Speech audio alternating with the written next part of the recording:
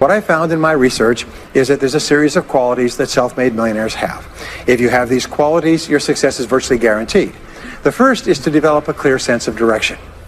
You can't hit a target that you can't see. You've got to know what you want in every area of your life. Some years ago, I worked with the Hunt Oil Company in Texas. The Hunt Oil Company was founded by H.L. Hunt, who became the wealthiest, self-made, multi-billionaire in the world. At his peak, he owned 200 companies and had a royalty income of $3 million a day. It may not happen in 6 months, it may not happen in a year, it may not happen in 2 years, but at some point, my dream is going to become a reality. Every single day, we're not waiting for it to happen. We just don't have sight. Sight is for people who live in the present. We have vision. We're going to make it happen before it happens. Many years ago, I started off poor. I started off broke. I started off pretty stupid. And over the years, I began to study the subject of success. And I had one simple idea that came upon me in my late teens, and I think it was the most important idea that I've ever had. And it was simply this, that if you study successful people and you do what they do, you'll be more successful. And if you study unsuccessful people and you avoid doing what they do, then you will not be a failure. And what I want to talk to you about tonight is some of the principles that I've discovered in over 20 years of research. I have studied successful men and women. I have read biographies and autobiographies. I have looked at the characteristics and principles of them. I've studied philosophy and economics and religion and psychology and metaphysics. And I've come to 10 key qualities. Now, there may be more and there may be less, but I find that each of these 10 qualities that successful men and women have, that if you have these 10 qualities, there's nothing in the world that can stop you. Everybody wins and no one loses. Our first interest is to survive. What does it take to survive? Our second interest is to succeed. What does it take to succeed? What does it take for me personally to survive and to succeed? Can I legitimately be interested enough in the things that help me both succeed and survive? Here's what I discovered. The answer is yes. And he was interviewed by a friend of mine on television before he died in the early 70s. And he was asked, what are the secrets to success? He said, the keys to success have only been two through all my life, and I will tell you what they are. He said, number one, he said, decide exactly what it is you want and write it down. And number two is determine the price you're going to have to pay to get it, and then resolve to pay that price. Now, let me give you a quick exercise, which is my only take-home or homework exercise for our time together. I want you to take a piece of paper like this and write down 10 goals that you'd like to accomplish in the next 12 months. Write the word goals and today's date at the top of the page. Write down 10 goals you'd like to accomplish, and then ask yourself this great question. If you could only accomplish one goal on this list, which one goal would have the greatest positive impact on your life? Now, this is a great question because it'll usually jump out at you. You say, that's the one. If I had this, that would have more of an impact on my life than anything else. Put a circle around that goal and then turn the page over and write it at the top of the page. Set a deadline on the goal. Make a list of everything that you could think of to do to achieve the goal, and then begin working on your list. And here's the kicker. Do something every day.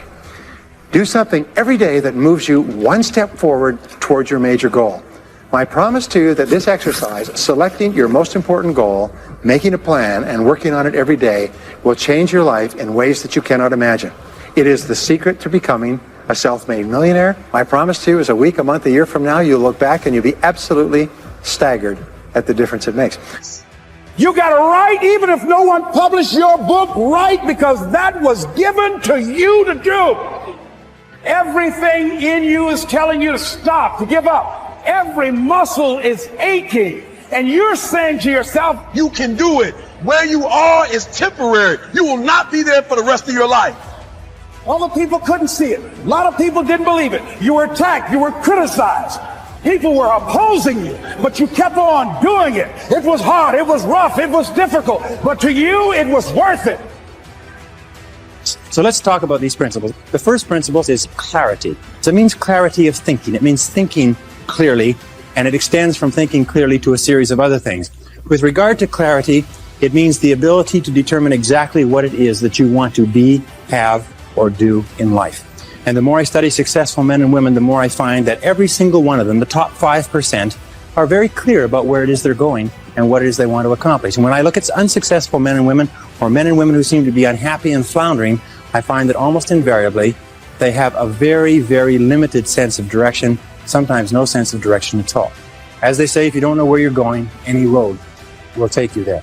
If you do not have clear, specific goals for your life, you are doomed forever to work for people who do.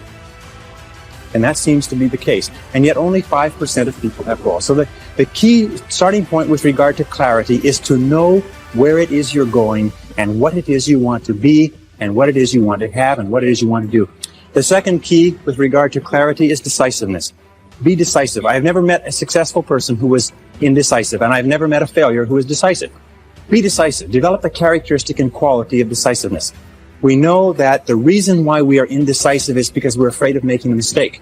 But the terrible thing is that the way that we think becomes a habit, and the habit of indecisiveness can condemn us to failure. We can be talented and intelligent and ambitious, but if we cannot make the hard decisions in our life, and if we cannot make decisions readily, then what happens is we always have to work for people who do make decisions readily.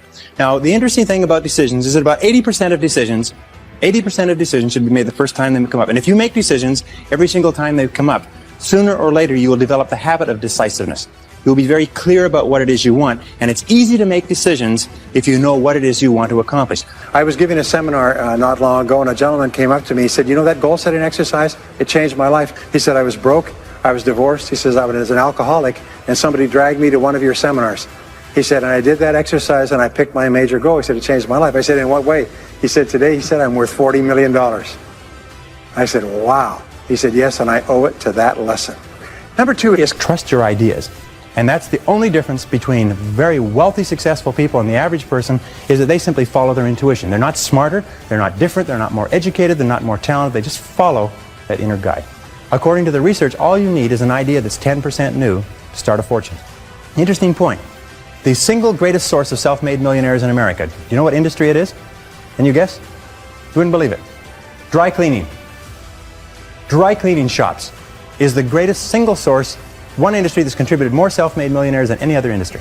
I'm going to tell you something. Most people become millionaires by offering a good or service that people use all the time, and they offer it just a little bit better. They do it just a little bit faster. They put a little bit more grace or finesse into what they're doing. They handle it, they wrap it, they are more polite. The restaurant that has people coming back to it. The most amazing thing that you found throughout your life is that when you make a decision, that wonderful quote that Cam quotes, when you make a decision, nature moves too. All manner of things begin to happen that would not have happened in the absence of the decision. So very often you'll make a decision either to get in or get out, either to do it or not do it, to make a commitment or walk away, and that commitment suddenly triggers a whole series of activities and actions like dominoes. They just start to click. You get phone calls, and you get letters, and you get emails, and all kinds of things begin to happen immediately after you make a very clear decision, which means that you set a very clear goal. And writing the goal down, as we say, is very powerful.